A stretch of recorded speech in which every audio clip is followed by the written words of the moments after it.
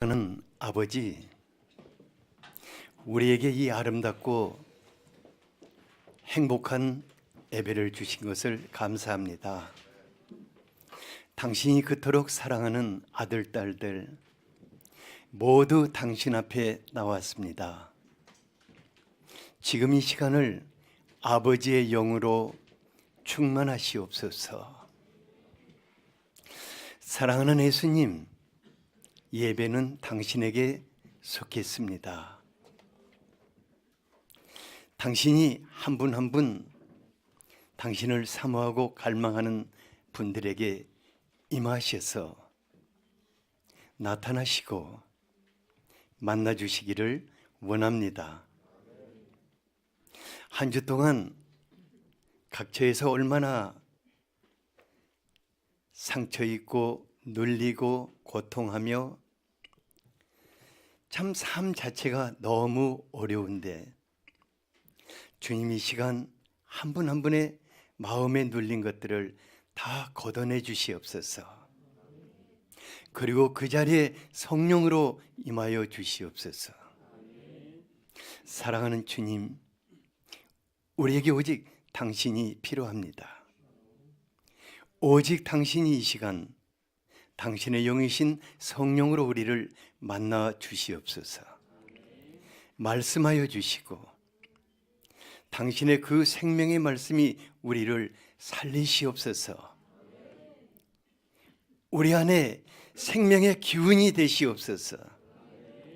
모든 상처를 치유하시며 육체의 병든 것들을 지금 이 시간 치유하시옵소서. 사랑하는 주님, 당신만이 우리를 살리십니다. 지금 올려드리는 이 성가도 기뻐 받으시고 찬양하는 그대로 우리에게 임재하시옵소서. 당신을 기대하겠습니다. 환영합니다. 예수 그리스도 이름으로 기도하였습니다. 아멘.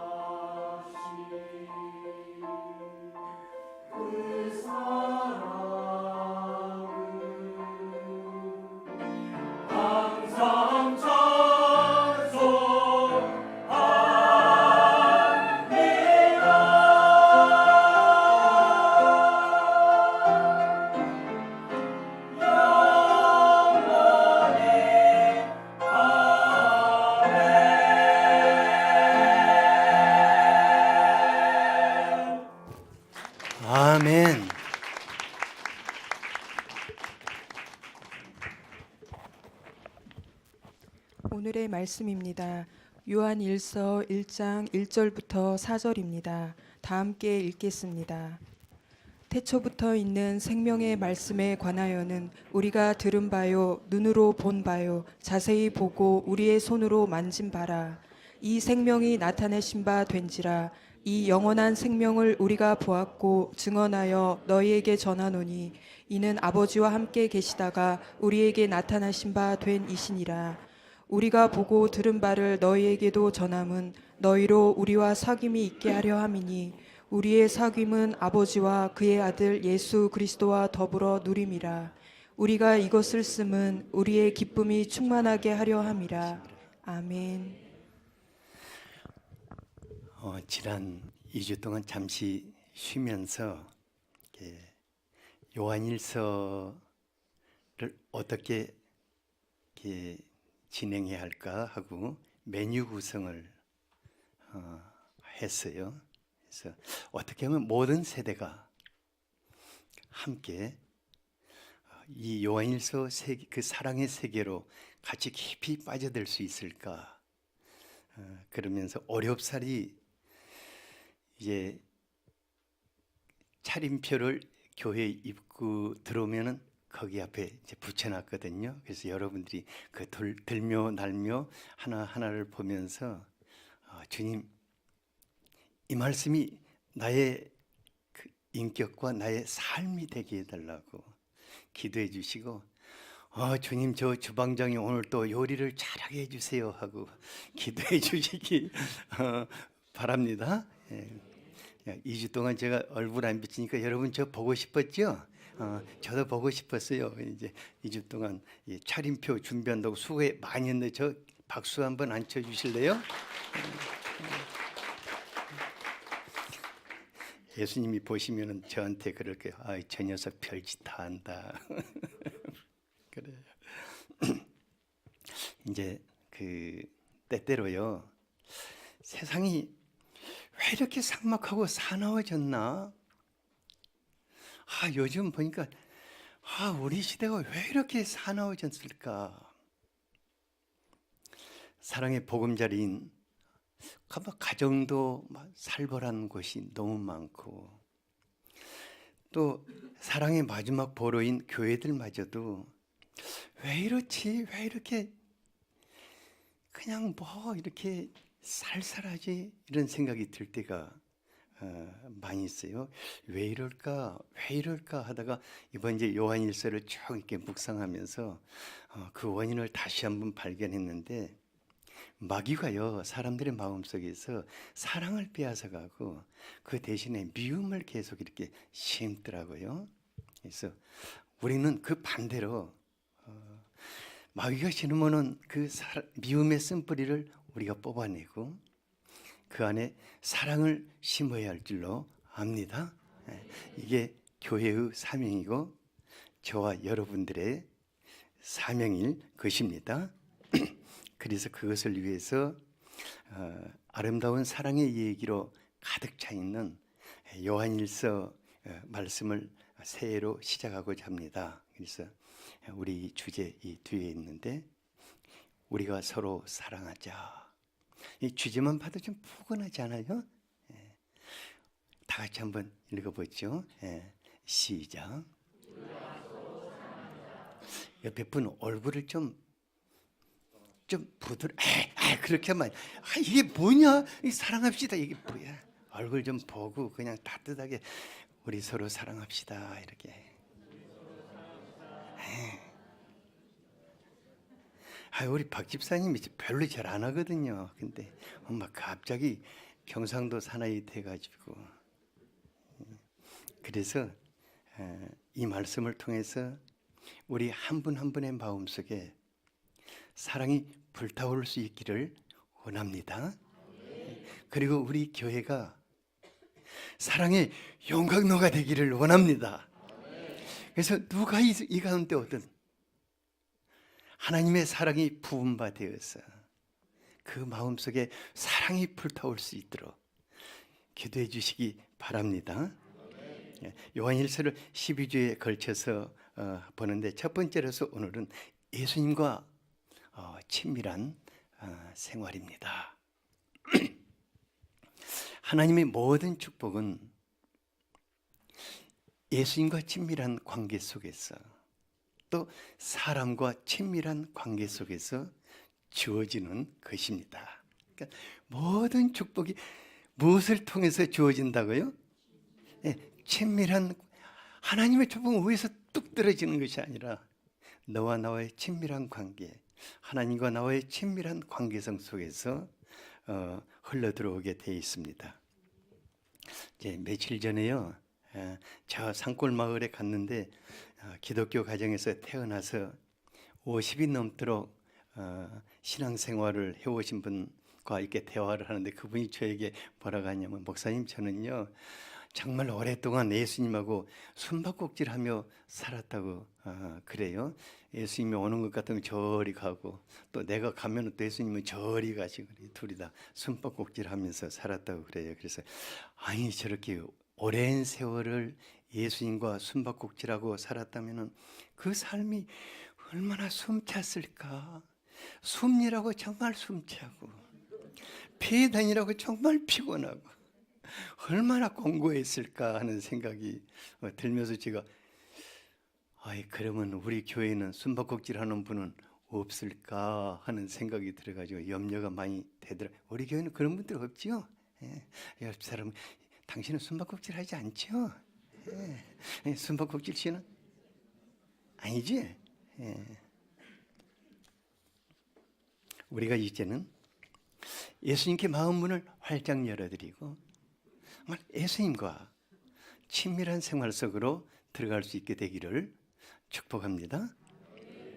그러면은 우리가 예수님과 친밀한 생활을 하기 위해서 가장 소중한 것이 있습니다. 첫 번째로는 예수님이 내게 어떤 분이신가. 그러니까 예수님은 내게 생명을 주시는 분이십니다. 예수님이 어떤 분이시다고요? 옆에 분에게 예수님이 어떤 분이십니까? 1절을 같이 한번 읽어보도록 하지요. 시작. 태초부터 있는 생명의 말씀에 관하여는 우리가 들은 바요 눈으로 본 바요 자세히 보고 우리의 손으로 만진 바라. 예수님은 세상이 창조되기 이전 그 태초 이전부터 창조주로 계셨던 하나님이십니다. 근데 그 예수님에게 별칭이 하나 있었는데 그것은 생명의 말씀입니다.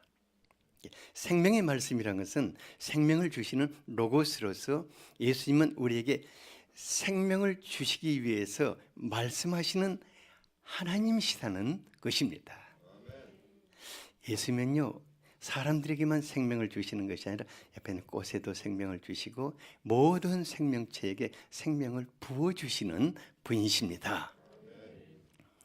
특별히 예수님은 생명의 말씀으로 사람들을 살리시는 분이십니다. 반대로 사단은 삶의 현장에서 만나는 이런저런 많은 일들을 통해서 또 여러 모습의 사람들을 통해서 우리의 마음에 염려와 근심, 두려움과 사망을 심고 상처를 입히고 또 나쁜 생각들로 우리의 마음을 확 휘저어버립니다.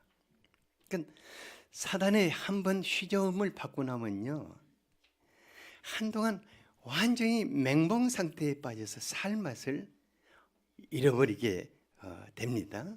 그러니까 사단이 한번 휘저어버리면 막 기운이 우리 몸에서 쑥쑥쑥쑥 막 빠져나가요. 그리고 마음과 온 몸에 기력이 없어집니다. 여러분 온몸에 힘이 빠지고 기력이 없어지면 면역력이요 갑자기 팍 떨어져 버리는 거예요. 그래가지고 그 다음에 뭐가 들어온다? 여러 가지 막 질병이 사람 안에 들어오는 것을 보게 됩니다. 근데 이렇게 한번 이것이 바로 생명의 불이 꺼져가는 상태인데 이거 회복하기가 정말 어려워요. 정말 어렵습니다.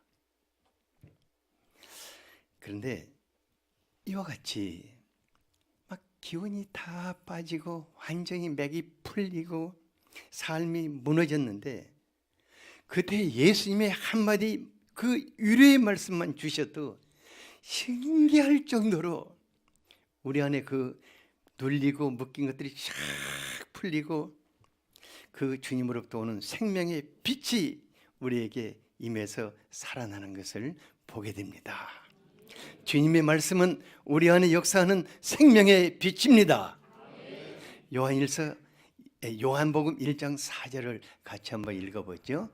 시작. 그 안에 생명이 있었으니 이 생명은 사람들의 빛이라.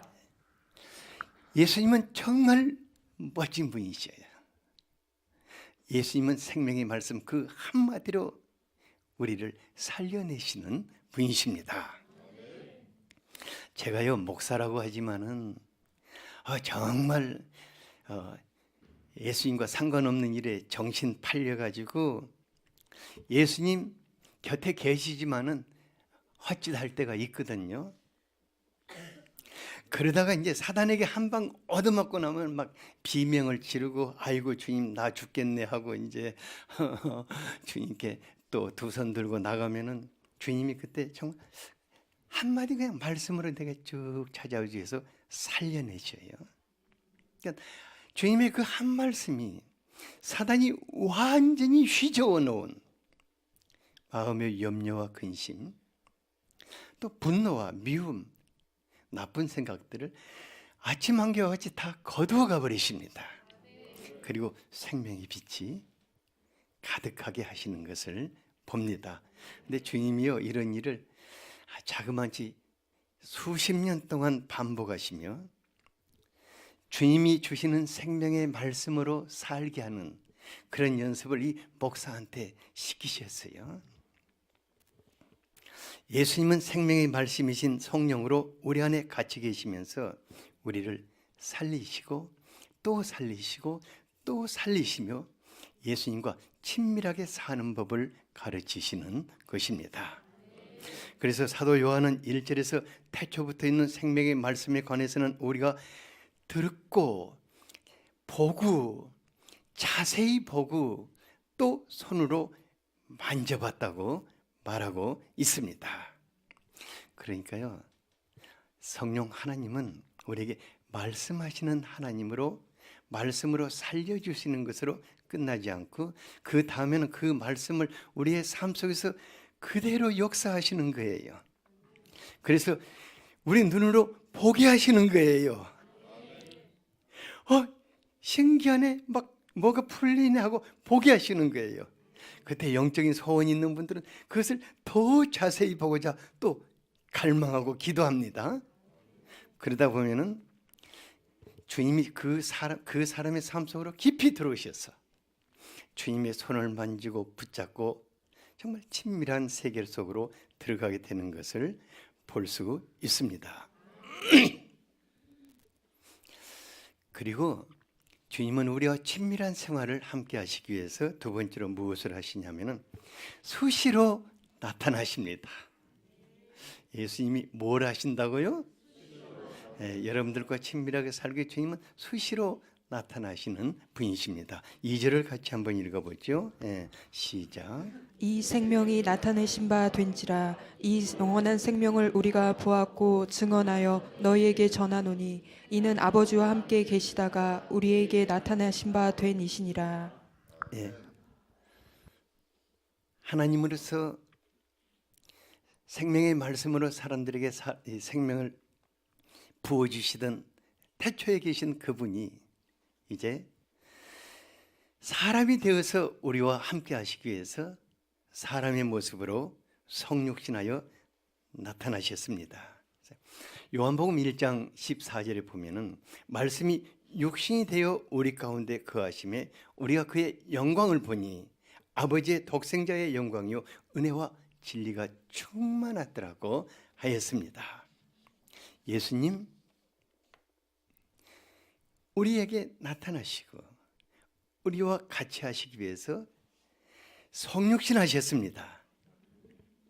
그리고 그분과 친밀하게 사는 사람들에게는 끊임없이 은혜와 진리를 부어주시는 분이십니다.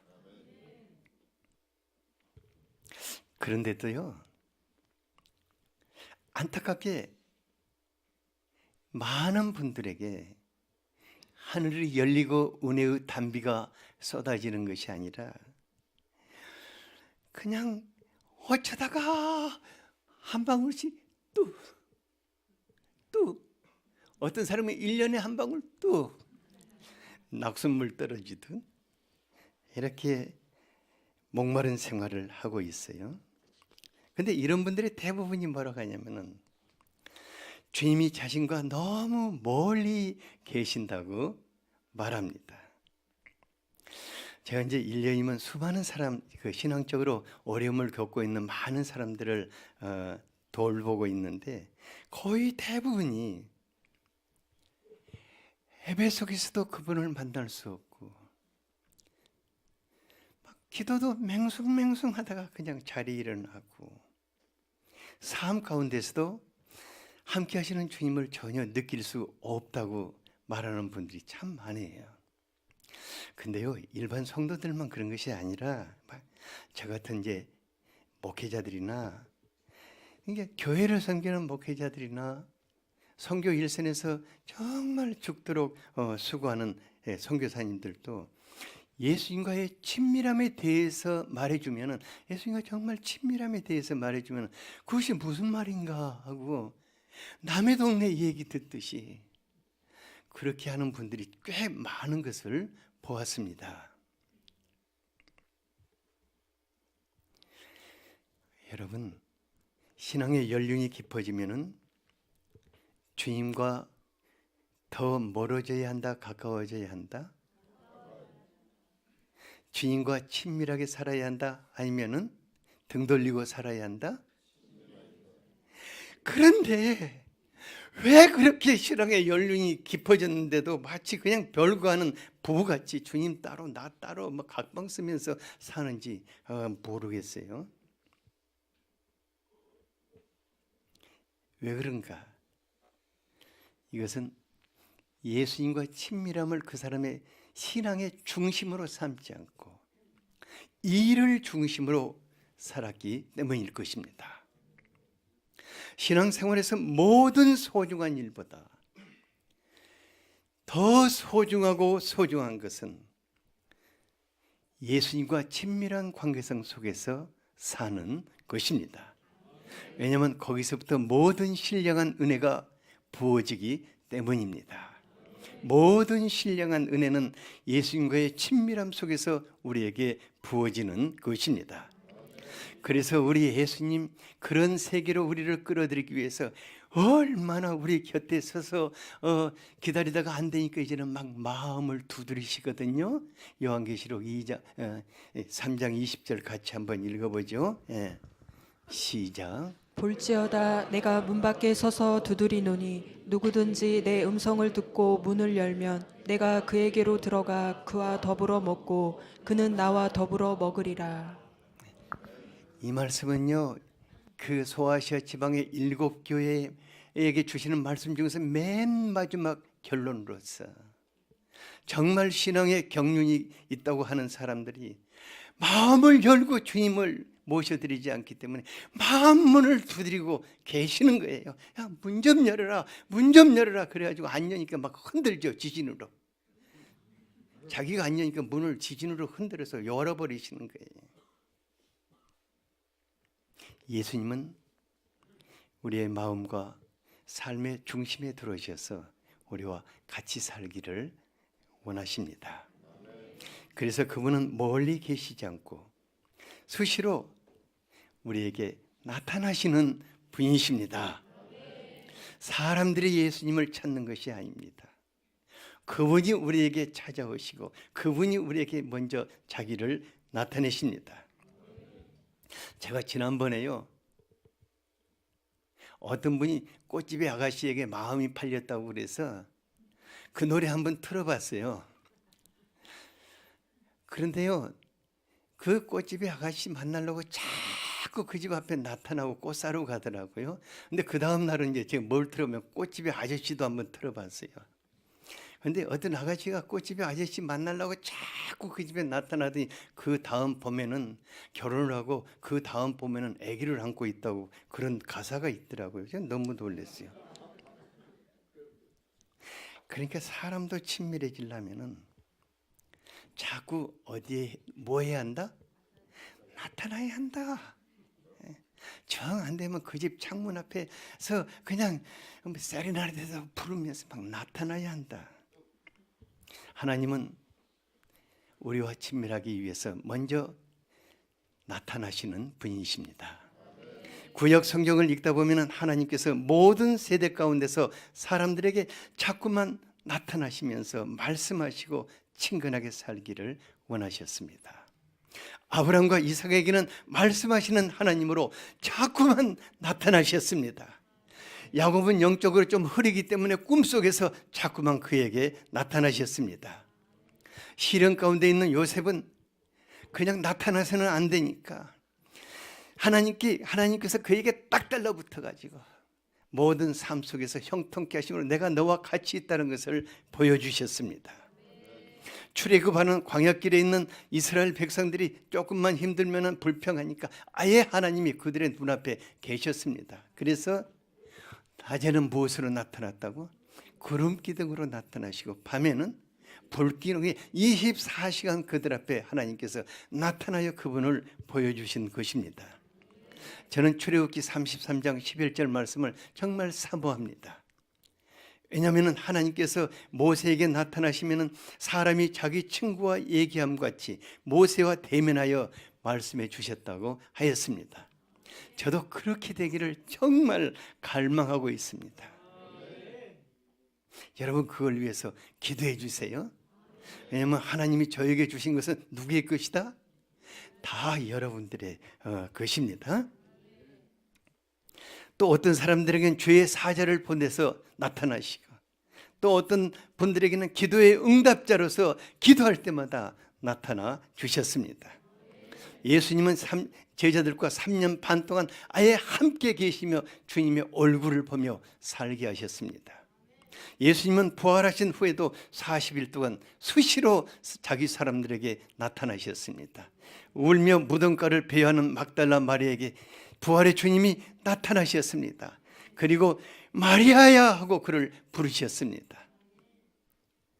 예수님 십자가에 죽자 절망하여서 엠마오로 떠난 제자들에게 길가에 같이 나타나셔서 함께 하시며 함께 식사하시며 그들을 축복해 주셨습니다. 예수님이 죽으신 후에 두려움에 사로잡혀서 문을 꼭꼭 잠그고 떨고 있는 제자들에게 나타나셔서 평안할지어다 하고 그들에게 평안을 주셨습니다. 우리 인생 끝났다 하고 갈릴리 바다에 고기를 잡고 있는 제자들에게 예수님이 나타나셔서 얘들아 고기가 있느냐?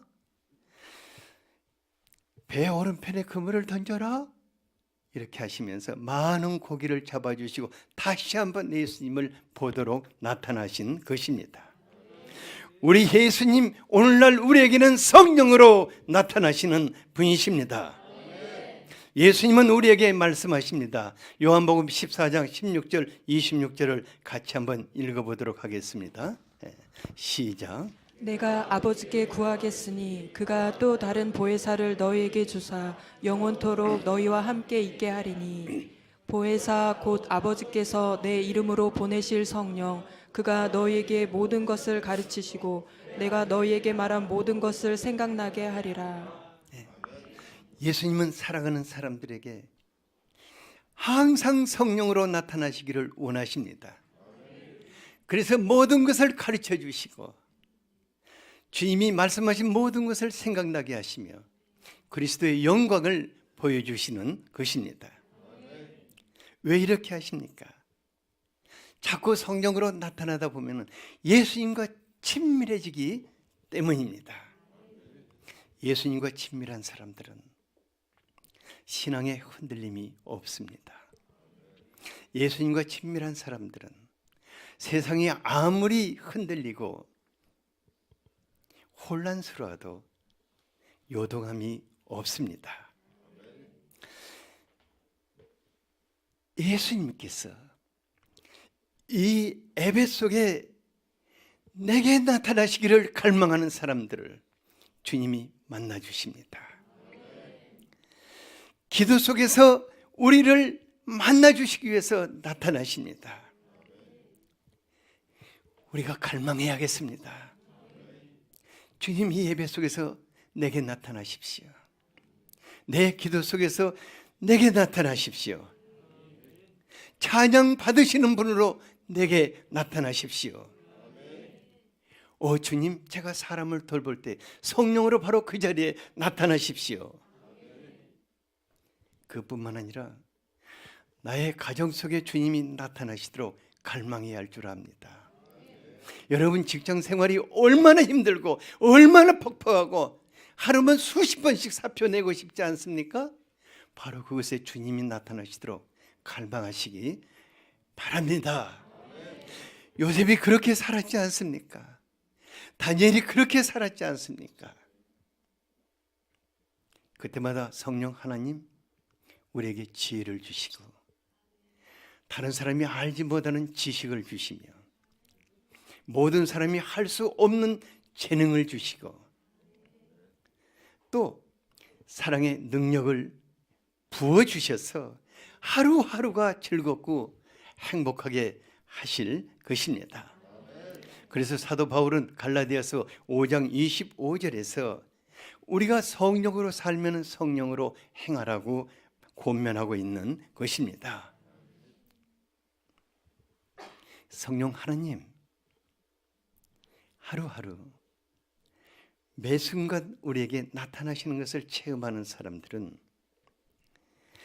정말 예수님과 친해지고 예수님과 연합하여 하나 되어서 예수님으로 살게 될 것입니다. 우리가 또한 세 번째로 예수님과 친밀한 생활을 하기 위해서는 예수님을 누려야 합니다. 예수님과 친밀한 삶을 살기 위해서 어떻게 해야 한다고요? 이 집사님 어떻게 해야 한다고요? 감기 걸렸다고 아픈 척 하지 마세요. 감기 걸렸을 때 예수님을 누려야 합니다. 방이 차면 가서 온도를 좀 높이고 예수님을 누리기 바랍니다. 3절을 같이 한번 읽어보죠. 시작. 우리가 보고 들은 바를 너희에게도 전함은 너희로 우리와 사귐이 있게 하려 함이니 우리의 사귐은 아버지와 그의 아들 예수 그리스도와 더불어 누림이라. 이 말씀을 묵상하다가요, 갑자기 저의 젊은 날 숨가쁘게 살았던 생활이 생각났어요. 저는 예수님과 더불어 친밀하게 예수님을 누리는 생활을 배우기 전에 먼저 사명을 중심한 삶을 배웠어요. 그래서 저의 신앙생활은 아침에 눈 뜨면 일로 시작해서 일로 마치는 게 기도도 예수님과 사귐이 아니라 기도도 아니라 완전히 청구서를 수백 장 가지고 가서 청구서를 주님께 던지는, 그리고 이제 하루 일을 마치고 자다가 이제 코피 흘리고 막 그렇게 살았죠. 사명은 모든 신앙인들에게 정말 필요한 것입니다. 왜냐하면 상음행이 우리의 주 앞에서 상급이 될 것입니다. 하지만은 우선순위가 바뀐다면은 일 중독자가 되고 말 것입니다. 제가 젊은 날 대학 선교에 몸을 바쳐 충성을 다하는 것을 최고의 신앙이고 최고의 가치로 배우고 살았어요. 그러니까 제가 죽도록 충성하지 못한 나는 그날 밤 막 나를 얼마나 자학을 했는지 몰라요. 주님은 33세에 돌아갔는데 주님 내가 지금 34세잖아요. 이렇게 살아있다는 자체를 고통스럽게 여겼어요. 알만하다고 그러잖아요. 이게 누가 저를 보고 일보다는 먼저 예수님을 누리라고 권면해 주면은 저 사람은 분명히 나를 타락시키는 사단이다. 속으로 사단아 내 뒤로 물러가라. 나는 더 충성해야 한다. 죽도록 충성하다가 나는 승리하는 것이 내 인생이다 하고 이제 그렇게 살았어요. 그러니까 예수님의 사람들에게 예수님께 충성하는 것은 마땅한 일일 것입니다. 하지만은 예수님과 친밀하게 살며 예수님이 주시는 은혜와 축복을 정말 풍성하게 누리지 못한다면 그는 일 중독자가 되고 마는 것입니다. 마침내 신앙이 메말라지고 마음속에는 뭔가 했다는 의로운 심정이 가득 차게 되고, 나는 뭐지? 죽도록 고생했는데 나는 뭐지? 그리고 탈진해서 완전히 그냥 폐인이 되고 마는 것입니다. 예수님과 친밀하게 살 때 비로소 신앙생활에 참 기쁨, 참 행복을 누릴 수 있습니다. 여기에 보면은 행복한 예수의 사람들이라는 현수막이 걸려 있는데, 이 앞에 있는 이 우리 다니엘 형제가 처음에 우리 교회 와서 저것을 보고는 이 교회는 타락했구나. 우리가 십자가를 져야지. 어떻게 우리가 행복하면 되나. 사실 십자가 지라면은 하루도 못 지고 죽을 사람이거든요. 누구만이 십자가를 질 수 있다? 예수님으로 행복한 사람만이 십자가를 질 수 있습니다. 요즘은 그걸 깨닫고요, 드럼을 칠 때 얼마나 행복하게 치는지 몰라요. 우리 다니엘이 더 행복해질 수 있도록 박수 한번 주네요. 그러니까 예수님을 기뻐하고 예수님으로 행복한 사람들, 그분들만이 순교를 할 수 있는 것입니다. 순교자의 얼굴이 왜 그렇게 행복합니까? 주님의 행복 속에서 주님을 향해 가기 때문일 것입니다. 4절을 같이 한번 읽어보죠. 시작. 우리가 이것을 쓰면 우리의 기쁨이 충만하게 하려 함이라. 방금까지 제가 여러분들에게 전해준 그 말씀을 전하는 것은 우리들의 기쁨이 충만하게 하기 위해서 그렇게 당부를 하고 있는 것입니다.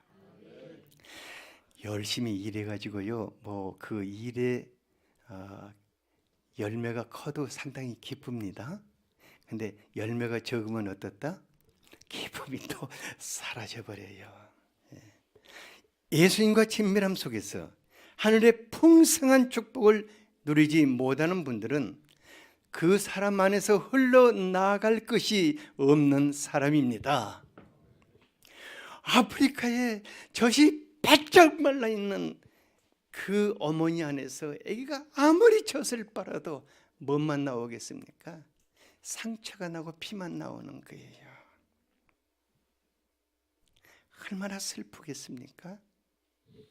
하지만 예수님과 친밀하게 사는 분들은 항상 성령이 주시는 기쁨이 그 안에 흘러나가게 되는 것입니다. 누구를 통해서 사랑이 흘러나갈 수 있겠습니까?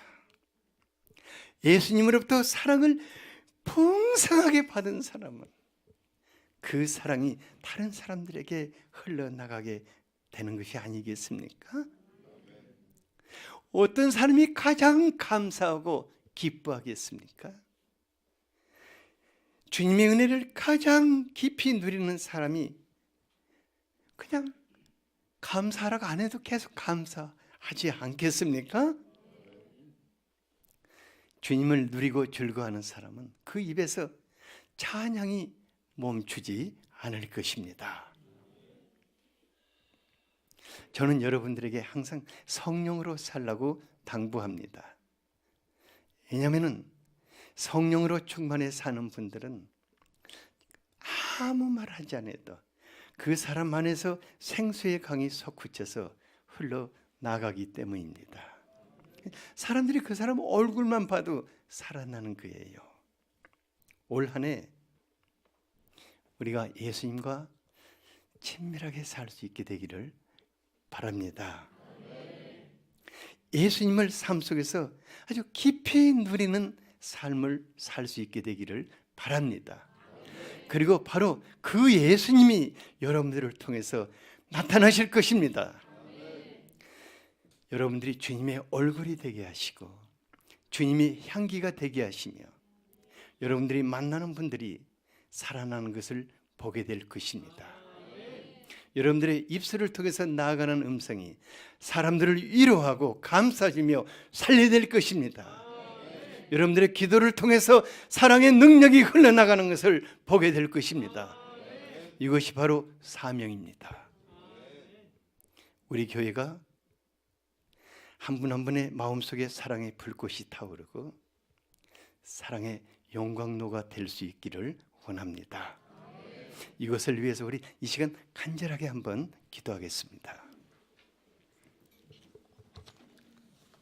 사랑하는 주님, 주님이 우리에게 먼저 찾아오시고 정말 세상에서 지치고